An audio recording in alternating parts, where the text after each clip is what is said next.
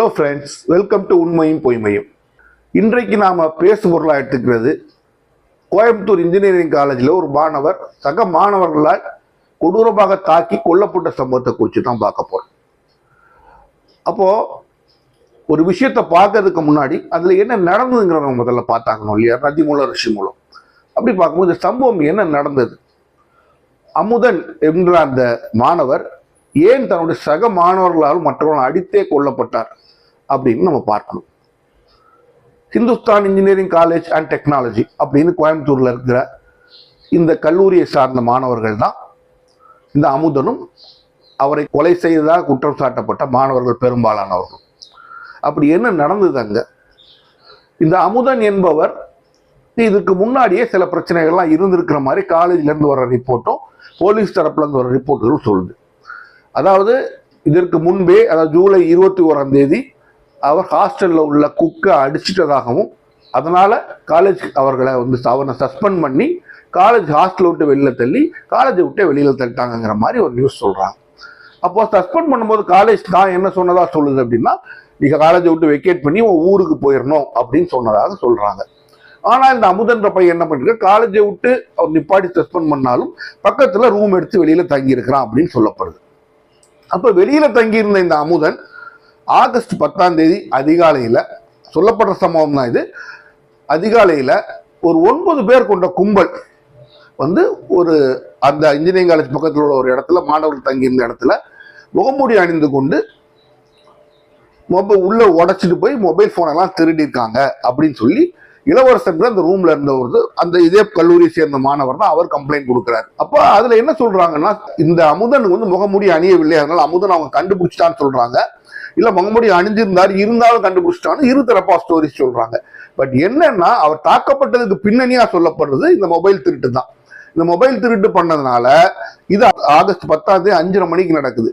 காலையில 8:30 மணிக்கு தன் நண்பர் ஸ்ரீமனோட வழியில வந்துகிட்டு இருந்த அமுதனை 20 பேர் கொண்ட ஒரு கும்பல் வழிமறிச்சு காலேஜுக்கு பின்புறம் சொல்றாங்க, ஒரு பிரைவேட் கேம்பஸுக்கு பின்புறம் உள்ள கிரவுண்டு கூட்டு போய் அடின்னு அடிக்கிறாங்க.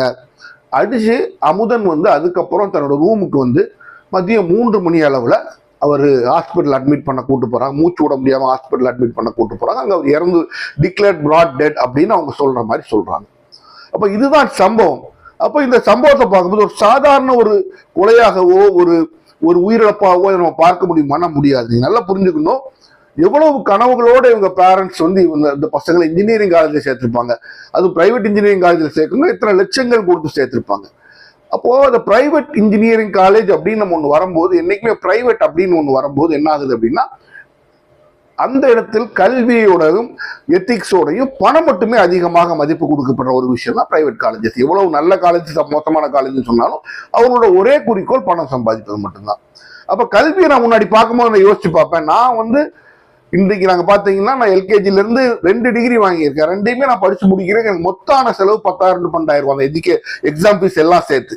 ஆனா இன்றைக்கு ஒரு மாணவன் எல்கேஜிக்கு 70,000 ரூபா, 1 லட்சம் ரூபா, 1.5 லட்சம் ரூபா கொடுக்குறாங்க.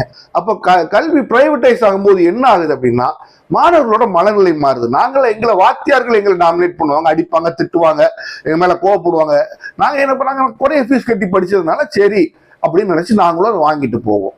ஆனா இன்றைக்கு இந்த மாணவர்களுக்கு என்ன மனநிலை வருதுன்னா, நான் 1.5 லட்சம் ரூபா ஃபீஸ் கொடுக்குறேன், என் காசுல சம்பாத்தியம் வாங்குற நாய் அப்படின்னு ஆசிரியர்கள் நினைக்க ஆரம்பிச்சிட்டாங்க. அப்ப அங்கேயே அந்த ஒழுக்கம், டிசிப்ளின், ஆசிரியர்கள் கொடுக்கின்ற மதிப்பு எல்கேஜில இருந்தே உங்களுக்கு சதைய ஆரம்பிச்சிருக்கு. நல்லா புரிஞ்சுக்கணும், ஒரு ஆசிரியர் என்பவன் என்னிடம் சம்பளம் வாங்கும் வேலைக்காரன் அப்படிங்கிற எண்ணம் தான் மாணவர்களுக்கு வருது. அவரை ஆசிரியராக ஒரு ஆசிரியர் மதிக்கக்கூடியவர், நம் வாழ்க்கையை முன்னால எடுத்து செல்லக்கூடியவர், நம்முடைய வாழ்க்கை நல்வழியை காமிக்கக்கூடியவர், நம் பேரண்ட்ஸோட ஸ்பெண்ட் பண்ற நேரத்து மாதிரி இவங்களோட ஸ்பெண்ட் பண்றோம், அவங்க நமக்கு நல்ல விஷயங்களை காப்பாங்கிற மாதிரி மாணவர்கள் நினைக்கல. இன்றைய ஆசிரியர்கள் நிறைய பேர் அப்படி இல்லைங்கிறது ஒரு தேசமான உண்மையா இருக்கலாம். பட் பொதுவா மாணவர்களோட எண்ணம் ஓட்டம் கம்ப்ளீட்டா மாறிடுச்சு. ஆசிரியர்கள் மதிக்கிறது இல்லை. இதே வளர்ப்போட தான் காலேஜுக்கு வர்றாங்க. அப்போ பிரைவேட் காலேஜ் ஸ்கூல்ஸ்ல அவங்க என்ன ஒரு விஷயம் பண்றாங்க, என்ன ஒரு விஷயம் நடந்தாலும் அது வெளியில யாருக்கும் தெரியவே கூடாது. தெரிஞ்சா நம்ம காலேஜோட பேர் கெட்டு போயிடும், நம்ம ஸ்கூலோட பேர் கெட்டு போயிடும் அப்படின்னு வர்றதுனால நிறைய சிறிய தவறுகளை அவங்க மறைக்க அது மறைக்கப்பட்டு அது பெரிய தவறுகளா, பெரிய குற்றங்களா வெளியில் வரும்போது தான் நமக்கு தெரிய வருது. இப்போ இந்த பையனை நீங்க எடுத்துக்கிட்டீங்க, அமுதன் எடுத்துக்கிட்டீங்கன்னா, இவர் மேல ஒரு அலிகேஷன் சொல்றாங்க, குற்றச்சாட்டு சொல்றாங்க, ஒரு குக்கை அடிச்சிட்டாரு அப்படின்னு இவங்க சொல்றாங்க. காலேஜ் தரப்புல சொல்லக்கூடிய ஒரு குற்றச்சாட்டு. அப்ப நாங்க சஸ்பெண்ட் பண்ணிட்டோம், நாங்க சஸ்பெண்ட் பண்ணி அவர் மேல டிசிப்ளினரி என்கொயரி பெண்டிங் வச்சிருக்கோம், நீ காலேஜை விட்டு கிளம்பி போ, காலேஜ் விட்டு சஸ்பெண்ட் பண்ணிட்டா கேம்பஸ்ல இருக்கிற ஊருக்கு போ, ஆகஸ்ட் 11 உன் பேரண்ட்ஸோட என்கொயரிக்கு வான்னு நாங்க சொல்லிட்டோம் காலேஜ் சொல்றாங்க. அப்ப இது காலேஜோட தரப்பு வாதம். அப்போ அந்த மாணவன் அங்க இருந்து செல்லவில்லை, திருப்பி இந்த பக்கத்துல இடத்துல தங்கி இருக்கிறான், அதனாலதான் அந்த பிரச்சனையே வந்துச்சுன்னு காலேஜ் சொல்லுது. இப்போ இதுல காலேஜ் உண்மையாவே அவங்க சஸ்பெண்ட் பண்ணாங்களா இல்லையாங்கிற விவரம் நமக்கு தெரிய வராது. என்னோட கேள்வி என்ன, காலேஜ் சஸ்பெண்ட் பண்ணதுங்கிற ஒரு உண்மையா ஏன் இருக்கலாம் நான் அப்படி சொல்றேன் அப்படின்னா, வெளியில வந்து இது வரைக்கும் இந்த ரிப்போர்ட்ஸ் படி அந்த அமுதனோட பேரண்ட்ஸ் என்ன சொல்றாங்கன்னா, காலேஜில் உள்ள ட்ரக் டீல வந்து அவர் வந்து கண்டுபிடிச்சு வெளியில கொண்டு வந்துட்டார், நிறைய போதைப் பொருள் புழக்கத்தை கஞ்சா புழக்கத்தை வெளியில வந்து சொன்னதுனால காலேஜ் வர பழி வாங்குதுன்னு சொல்றாங்க. ஆனா இதுவரைக்கும் வெளியே வந்த ரிப்போர்ட் படி அமுதனை அவங்க சஸ்பெண்ட் பண்ணல அப்படின்னு சொல்றது பொய்ன்னு அவங்க சொன்ன மாதிரி சொல்லல. அப்ப சஸ்பென்ஷன் உண்மையா இருக்க ஒரு வாய்ப்பு இருக்கு. அப்படி ஒருவேளை அவங்க பேரண்ட்ஸ் அப்படி உண்மையா இருக்க ஒரு வாய்ப்பு இருக்கு, ஏன்னா சொல்லலங்கிற மாதிரி தான் நமக்கு ரிப்போர்ட் வருது. ஒருவேளை சஸ்பென்ஷன் பண்ணல பேரண்ட்ஸ் சொல்லியிருந்தாங்க, எங்களுக்கு இன்டிமேஷன் அனுப்பலன்னு சொல்லியிருந்தாங்கன்னா மிகப்பெரிய குற்றச்சாட்டு காலேஜ் மேல. ஏன்னா ஒரு பையனை நீங்க காலேஜ்ல படிக்கிற பையனை சஸ்பெண்ட் பண்றீங்கன்னா அந்த இன்டிமேஷன் பேரண்ட்ஸுக்கு போகணும். அப்போ இவங்க சொல்ற மாதிரி சஸ்பெண்ட் பண்ணிருக்காங்க, நம்ம எப்படி ஈஸியா கண்டுபிடிச்சா பேரண்ட்ஸ்க்கு ஒரு இன்டிமேஷன் போயிருந்தா முடிஞ்சு போச்சு. அப்போ அமுதன் உண்மையாகவே சஸ்பெண்ட் ஆகியிருந்தா அந்த சமயத்துலதான் இந்த இன்சிடென்ட் நடந்துச்சு அப்படின்னா காலேஜ் மேல உள்ள பொறுப்பு ரொம்ப கம்மி தான்.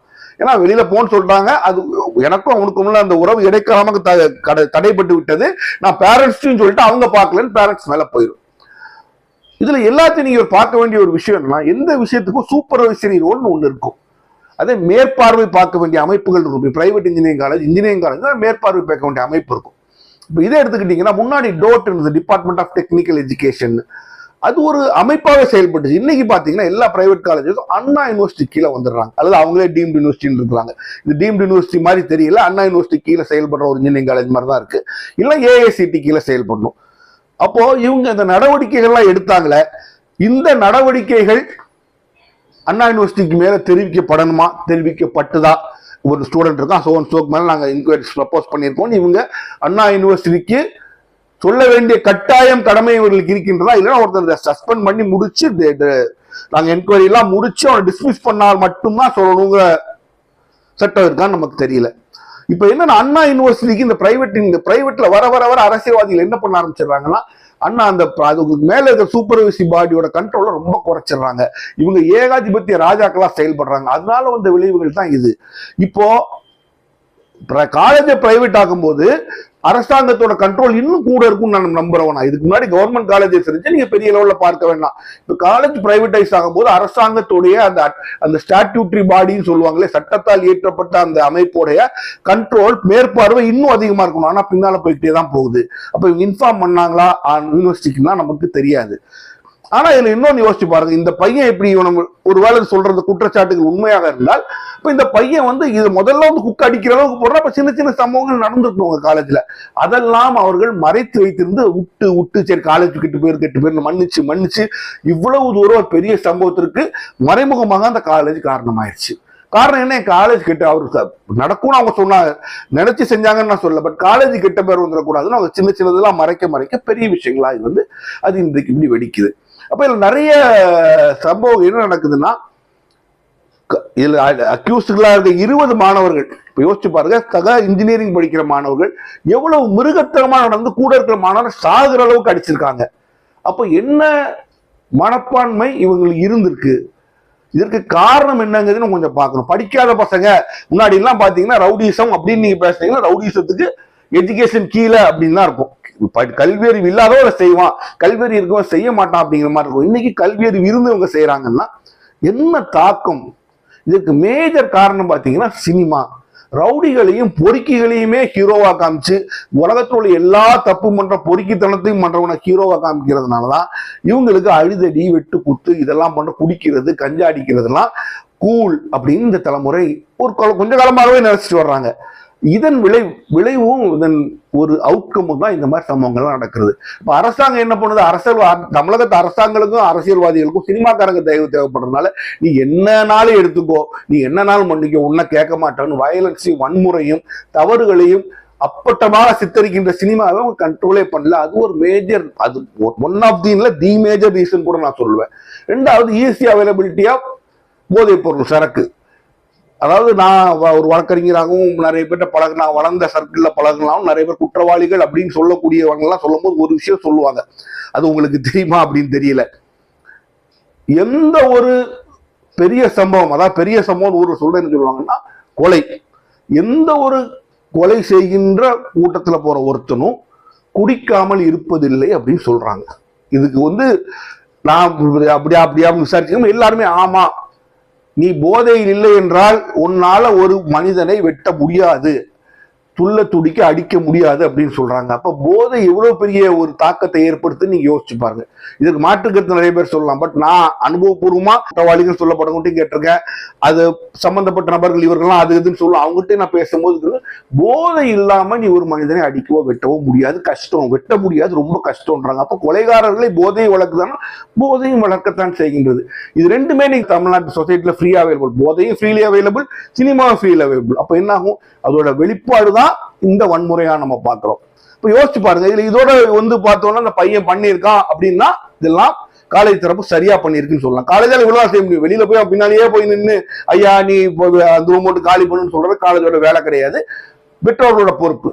ஆனா அவரோட தந்தை வைக்கின்ற இந்த மிகப்பெரிய அலிகேஷன், அங்க கஞ்சா வியாபாரம் அவன் தட்டி கேட்டான் அதனாலதான் அவன் கொல்லப்பட்டான்னு சொன்னா தீவிரமா விசாரிக்கப்பட வேண்டிய ஒரு விஷயம் தான். ஏன்னா இன்றைக்கு கஞ்சா பெருவள புழக்கம் இருக்கானா இருக்கத்தான் செய்யுது, தமிழ்நாட்டில் இருக்கத்தான் செய்யுது, நாம் மறுப்பதற்கு இல்லை. அது யார் காரணம், அரசியல் விஷயங்களுக்குள்ள நம்ம போக வேண்டாம். அப்ப அப்படி ஒரு அலிகேஷன் இருக்குமானால் அதை தீவிரமாக விசாரிக்க வேண்டிதான் வேணும். அப்படி ஒரு அலிகேஷன் இருந்தது உண்மை என்று நிரூபிக்கப்பட்ட, உண்மை என்று ஒரு முகாந்திரம் இருந்தா அப்ப காலேஜும் அது ஒரு அக்யூஸ்டா வரத்தான் செய்யும். அப்ப இதுல என்ன நடக்குது அப்படின்னா, காலேஜ் வைத்திருப்பவர்களும் இன்னைக்கு கிட்டத்தட்ட உங்களுக்கு எல்லாத்துக்குமே தெரியும், ஊர்ல உள்ள ரவுடியும் பொறுக்கியும் தான் காலேஜ் வச்சிருக்கான், அரசியல்வாதியும் தான் காலேஜ் வச்சிருக்கான். அப்ப அவனை எதிர்த்து யாரும் கேட்க முடியாதுங்கிற பணபலமும் செல்வாக்கும் உள்ளவங்க காலேஜ் வச்சிருக்கனால எல்லா விஷயத்திலையும் போல இந்த விஷயத்திலையும் காலேஜ் பொய் சொல்லுன்னு நான் சொல்ல மாட்டேன். முழு உண்மையும் முழு காரியங்கள் வெளியில வருமானம் நிச்சயமாக வெளியில வராது. அப்போ இதுல என்ன நடந்திருக்கு அப்படின்னு பாத்தீங்கன்னா, முதல் ஒரு வாரியா நீ பார்த்தீர்கள் காலேஜ் மேல கிட்டத்தட்ட தவறே இல்லைன்னா, இரண்டாவது தகப்பனார் சொல்லுகின்ற காரணம் உண்மை என்றால் காலேஜ் மேல தவறு இருக்கு. இப்போ என்ன இதற்கு சொல்யூஷன் அப்படின்னா, சூப்பர்வைசிங் அத்தாரிட்டின்னு சொல்லுவாங்க, அவர்களுக்கு மேல் இருக்கின்ற அந்த அண்ணா யூனிவர்சிட்டிக்கு பதில அது ஒரு யூனிவர்சிட்டி, அதை எடுத்துருங்க, ஒரு தனி பாடி எஜுகேஷன் போடுங்க, ஹையர் எஜுகேஷன் டெக்னிக்கல் எஜுகேஷனுக்கு டோட் மாதிரி அவங்களுக்கு நிறைய வைடர் பவர்ஸ் கொடுத்து அவங்கள இந்த காலேஜுகளை கண்ட்ரோல் பண்ற மாதிரி வைக்க சொல்லுங்க. நீங்க எடுக்கிற ஒவ்வொரு நடவடிக்கையும் எனக்கு மேல இன்ஃபர்மேஷன் வந்துடணும். சட்டத்துல இடம் இருக்குங்க, ஒரு டிசிப்ளினரி என்கொயரி எடுத்தீங்கன்னா அந்த என்கொயரியை பத்தி இன்டிமேஷன் உங்களுக்கு மேல் அதிகாரி கொடுக்கணும். அதே மாதிரி இவங்க கொடுத்துருக்காங்களா தெரியல, அதுக்கு சட்டம் இருக்கான்னு தெரியல. இப்படி எல்லாத்தையுமே மேற்பார்வை பார்த்து நீங்க இறுக்கமாக வைத்து கல்வியை கல்வியாக நடத்தினால்தான் இது போன்ற சம்பவங்கள் நடக்காது. மாணவர்களோட மனநிலையை மாற்றணும் அப்படின்னா சமூகத்துக்கும் அதில் ஒரு பொறுப்பு இருக்கு. வெறும் கல்வி மட்டும் இல்லை, அந்த சமூக பொறுப்பை சமூகமும் ஏற்க வேண்டும். அப்பொழுதுதான் இது போன்ற சம்பவங்கள் நடக்காது. மீண்டும் சந்திப்போம்.